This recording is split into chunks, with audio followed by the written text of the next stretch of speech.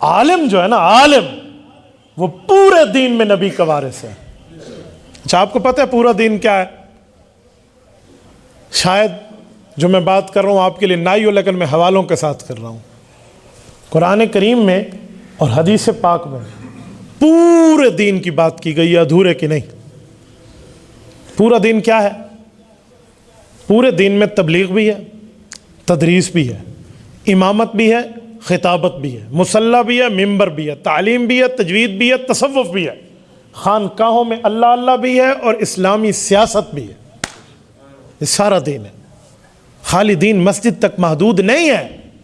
اسلام عالم کو خلافت بھی دے سکتا ہے، حکمرانی بھی دے سکتا ہے، ریاست بھی دے سکتا ہے، اور وہ ملک کی سیاست میں اگر عالم دینی بنیاد پر کردار ادا کرے تو وہ حضور کی نیابت میں، حضور کی میراث میں کر سکتا ہے۔ آؤ میں آپ کے سامنے ایک آیت لاتا ہوں، سورت نمبر 12 سورت یوسف۔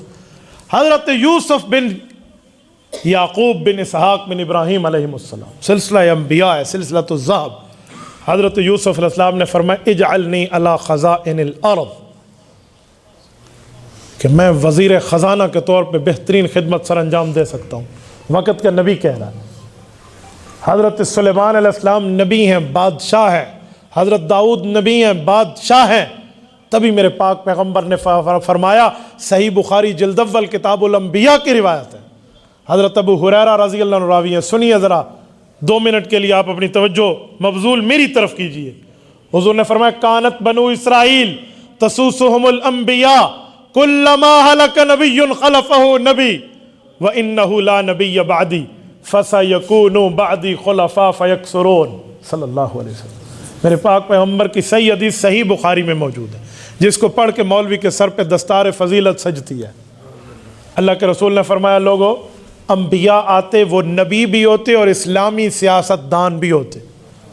صحابہ کرام نے کہا یا رسول اللہ عجیب بات۔ فرمایا جی ہاں، کلما ہلک نبی خلفہ نبی، ایک نبی فوت ہوتا تو اللہ دوسرے کو نبوت بھی دیتے اور اسلامی سیاست بھی دیتے۔ یوں سلسلہ چل رہا ہے، اور اب میں ہوں، انہ لا نبی بعدی، میں انبیاء کا آخری نبی بھی ہوں اور انبیاء میں آخری سیاست دان بھی ہوں۔ میرے بعد نئی نبوت کا دروازہ بند ہے۔ تو صحابہ نے سوالیہ نظروں سے پوچھا یا رسول اللہ نبوت ختم ہے تو اب اسلامی سیاست بھی ختم ہے؟ حضور نے فرمایا جی نہیں، فَسَيَكُونُ بَعْدِي خُلَفَاء، فرمایا میرے بعد میرے خلفاء یعنی علماء آئیں گے، 1-2 آئیں گے؟ فرمایا جی نہیں، فَيَكْثُرُونَ، کئی آئیں گے۔ اس حدیث سے پتہ چلتا ہے صرف 2 رکعت کا مولوی امام نہیں ہے، پیغمبر کی وراثت میں وہ امت کا امام بھی بن سکتا ہے۔ آپ یہ نہ سمجھیں کہ 2 رکعت کا امام، وہ قوم کا امام بن سکتا ہے۔ اور عالم جب اسلامی سیاست میں کردار ادا کرے تو پھر وہ کام ہوتا ہے جو رہتی دنیا تک یاد رکھا جاتا ہے۔ میں 2 باتیں کرنے لگا ہوں اور دونوں سید گھرانے سے کرنے لگا ہوں۔ امیر شریعت سید عطا اللہ شاہ بخاری رحمہ اللہ، آپ کے جتنے بزرگ بیٹھے ہیں، جب 1953 کی تحریک چلی تھی تو لاہور کی سڑکوں پر ہزاروں بچوں کا خون نہیں بہا تھا، ہزاروں ہمارے نوجوان شہید نہیں ہوئے تھے، 10,000 بندہ شہید ہوا ہے، 1 لاکھ زخمی ہوا ہے، 10 لاکھ بندہ گھر سے بے گھر ہوا ہے، لیکن قانون مرزائیوں کے خلاف نہ بن سکا، قادیانیوں کے خلاف قانون نہ بن سکا۔ لیکن اس تحریک میں اخلاص میں ہمیں شک نہیں ہے۔ اس وقت قوت تھی مسجد کی، مدرسے کی، مکتب فکر کی، خانقاہ کی، اللہ اللہ والوں کی، تبلیغ کی، تدریس کی، تعلیم کی، تجوید کی، تصوف کی، سب کی ساتھ تھا۔ لیکن اسلامی سیاست کا اس وقت علماء میں کردار اسمبلی میں موجود نہیں تھا، تو اس وقت کے وزیر اعظم خواجہ ناظم الدین نے کوئی ٹس سے مس نہیں ہوا اور اس نے کوئی قانون نہیں بنایا۔ لیکن ایک اور سید خان وادے کا چشم و چراغ، محدث جلیل علامہ سید یوسف بن نوری رحمہ اللہ، 1974 میں جن نے ختم نبوت کی تحریک چلائی، اس وقت قومی اسمبلی میں مسلمانوں کے علماء کی نمائندگی موجود تھی۔ مولانا مفتی محمود رحمہ اللہ، مولانا غلام غوث ہزاروی رحمہ اللہ، اور ان کے ساتھ باقی علماء، بریلوی، دیوبندی، اہل حدیث، جتنے مذہب کے نام لیوا علماء تھے وہاں ایک پیج پر تھے، اور ان سب نے حکومت وقت کو اس بات پر قائل کیا کہ قادیانیت کا مسئلہ یہاں زیر بحث لایا جائے۔ بلاؤ ان قادیانیوں کو جو حضور پاک کی ختم نبوت کے منکر بنے پھرتے ہیں، آؤ اپنے کفر کو اسلام ثابت کرو۔ یہ آئے۔ حضرت مفتی صاحب رحمہ اللہ فرماتے تھے کہ سر پہ پگڑی پہن کے مرزا ناصر آیا، مرزا قادیانی کا پوتا، ادھر حمائل شریف لٹکائی ہوئی تھی قرآن کریم، سفید جبے اور کبے میں آیا اور ہر بات پہ صلی اللہ علیہ وسلم یوں ہاتھ باندھ کے کرتا تھا اور بڑا درود پڑھتا، اور سفید داڑھی میں آیا، بظاہر یہی لگتا تھا کہ یہ حضور کا غدار نہیں ہے، وفادار ہے۔ حضرت مفتی صاحب فرماتے ہیں 13 دن رب نے انہیں بھی موقع دیا اور ہمیں بھی دیا، 13 دن بحث ہوئی، وہ کچھ نہ ثابت کر سکے، آخر میں اسلام جیت گیا اور کفر ہار گیا جب وہ وہاں پر کافر اقلیت قرار آئی۔ اور اس وقت کی گورنمنٹ پیپلز پارٹی کی تھی۔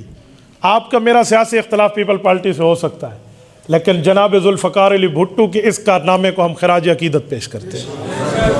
میں کوئی پیپلز پارٹی کی وجہ سے نہیں کہہ رہا، میں عقیدہ ختم نبوت کی بنیاد پہ کہہ رہا ہوں کہ اس شخص کا بڑا کردار ہے اس کام، اس مسئلے پہ ہم خراج تحسین، اللہ اس کی مغفرت کر دے، حضور کی غلامی میں آپ کے اور میرا کیا نقصان ہے، اس لیے بات کھلی کھلی کرنی چاہیے۔ رسالت مآب علیہ السلام کی چوکیداری اس نے کی ہے اور علماء کرام نے رہنمائی کی ہے۔ جب قانون بنا ہے، سنیں، اور آج قانون اتنا اہم کہ آج اس ملک میں ختم نبوت کی پہرہ داری آئین کی صورت میں بھی ہوتی ہے، قرآن و سنت کی صورت میں بھی ہوتی ہے۔ اس تحریک میں علماء کا اسمبلی میں کردار تھا، تب قانون بنا، ورنہ سن 53 کی تحریک بڑے اخلاص کے ساتھ چلی تھی، اس وقت قانون نہیں بنا۔ میں نے تبھی کہا عالم صرف مصلی کا وارث نہیں ہے، صرف خطبہ نکاح اور خطبہ جمعہ کا وارث نہیں ہے، صرف عید اور جنازے کا وارث نہیں ہے، صرف ممبر اور مدرسے کا وارث نہیں ہے، صرف تبلیغ و تدریس و تعلیم اور خانقاہ میں وارث نہیں ہے، عالم اسمبلی میں بھی نبی کا وارث ہے۔ اسلام کی پہرہ داری کرے، اور علماء پرامن لوگ ہیں، وہ دہشت گرد نہیں ہیں، پرامن ہیں۔ پچھلے سے پچھلے سال بلکہ 2019 میں جمعیت علماء اسلام نے مولانا فضل الرحمان دامت برکاتہم کی قیادت میں کراچی سے اسلام آباد تک جو آزادی مارچ کیا ہے، کسی دکان کا شیشہ نہیں ٹوٹا، کسی روڈ کا گملہ نہیں ٹوٹا، لاہور میں میٹرو بھی چل رہی تھی اور اسلام آباد تک ایمبولینسز بھی چل رہی تھی۔ تو علماء پرامن لوگ ہیں، آپ انہیں دہشت گرد نہ سمجھیں۔ تو میں اسی لیے سمجھا رہا تھا کہ ہم پورا دین مانتے ہیں، تبلیغ بھی مانتے ہیں، تدریس بھی مانتے ہیں، تعلیم بھی مانتے ہیں، مسجد و مدرسہ بھی مانتے ہیں، خانقاہ بھی مانتے ہیں، اسلامی سیاست بھی مانتے ہیں۔